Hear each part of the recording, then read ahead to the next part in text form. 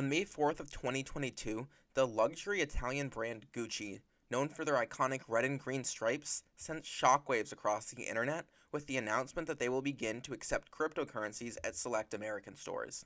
With the widespread adoption of cryptocurrencies and their growing acceptance by merchants and private sellers alike, it was only a matter of time before luxury brands jumped on the wave. According to the BBC, customers can now make purchases using crypto via a QR code delivered by email, which allows them to complete a transfer from their wallet. Gucci is allowing customers to utilize multiple cryptocurrencies as payment. So, what does this mean?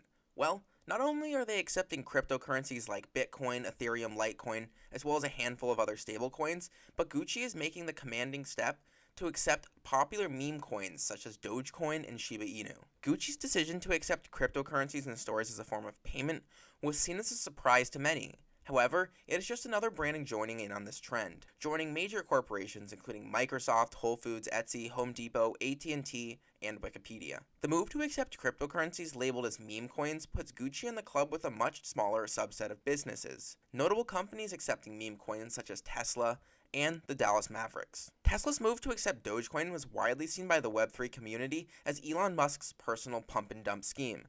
But now, with industry giants such as Gucci, the Dallas Mavericks, and AMC accepting meme coins, the world is beginning to view meme coins not only as a money grab, but as a valid long-term investment and a widely accepted pseudocurrency. In an interview, a long-term leader in the Shiba Inu community states, "The crypto community is on Twitter.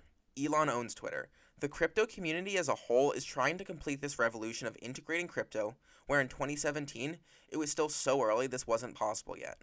This trend towards mass adoption is just beginning to take effect, and moves like Gucci's are a telltale sign of mass commercial utilization of cryptocurrencies." A veteran cryptocurrency investor and member of the Shiba Doge community builds on this, pointing out that with more advanced point-of-sale systems coming out, users will eventually be able to pay for goods or services with any form of digital asset, tokens, NFTs, etc., without putting the merchant at some inherent risk. Apart from wider utilization, improvements on blockchain protocols allow digital assets to hold value for the long term, enabling almost any token to be used in place of fiat currencies.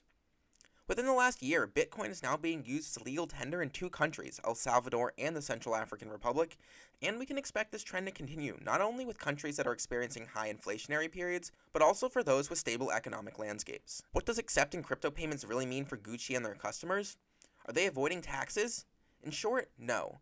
There are 2 sides of this transaction: the customer, who is sending the cryptocurrency to Gucci, and Gucci, the producer who is receiving the cryptocurrency payment for its goods. The complexity arises due to the fact that this payment is not actually a payment. In a traditional sale of goods, a customer will exchange a fiat currency, such as US dollars, for a good or service, and parties are taxed accordingly. However, when using a cryptocurrency in place of a fiat currency, this transaction is not a sale, but a swap of assets. Contrary to its name, in the eyes of the IRS, cryptocurrency is not considered a currency. It is a capital asset. A capital asset is an item that you own for investment or personal purposes, such as stocks, bonds, gold, and silver.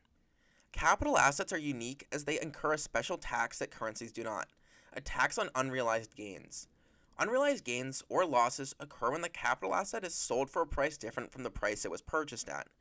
Any profit on this transaction is taxed as a capital gain, and any loss is deductible from your taxes up to $3,000.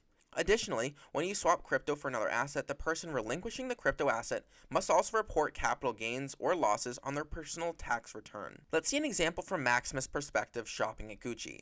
In February of 2021, Maximus bought in early and acquired 200,000 Dogecoin for $10,000 as the Bitcoin price was 5 cents.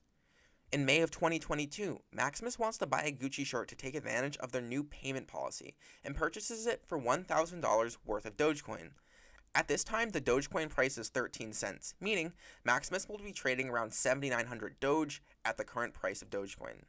Maximus needs to recognize a capital gain when buying his shirt because the Dogecoin price at the time of the shirt purchase is higher than the price he initially paid for it. Maximus' capital gain is the difference between the $1,000 purchase price with the current value of Dogecoin and the price he purchased the Dogecoin for initially. Maximus is lucky. Since he held Dogecoin for more than 12 months before making the purchase, he has to pay long-term capital gains, which ranges between 0 and 20%. If he had held it for less than 12 months, he would be subject to short-term capital gains tax, ranging from 10 to 37%. On top of this, in most states, Maximus is still subject to pay sales tax on the USD equivalent of the crypto at the time of the purchase. On the other side of this transaction is the seller, who on receipt of cryptocurrency must also report this as income, as the crypto's USD equivalent is considered taxable income.